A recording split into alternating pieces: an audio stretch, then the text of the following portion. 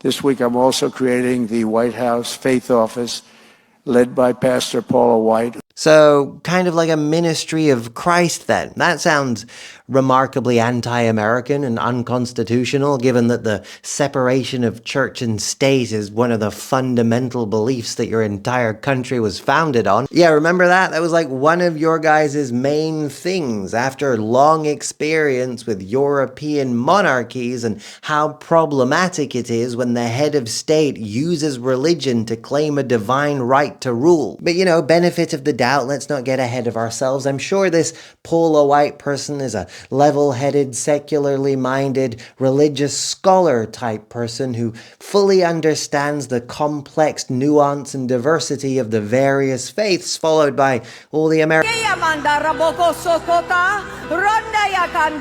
Okay, turns out she's a bit more of the tongue-talky, mega-churchy, give me all your money and I'll save you a seat in heaven, evangelical, witch doctor kind of Christians. But let's not ring the alarms just yet. Where does she stand on the relationship between church and state? That's important. To say no to President Trump would be saying no to God. Right, so she's very much in the God chose this president, so obedience to this president is the will of God school of thought then. So we're right back at divine right to rule. Again, that's interesting. Humanity's collective capability for thought seems to be regressing at a remarkable rate, which would be fascinating if it weren't so worrying. You should not be happy about this, even if you're a Christian, actually kind of especially if you're a Christian. This is not Donald Trump protecting or upholding your religious faith. This is basically just the government creating a branch of the government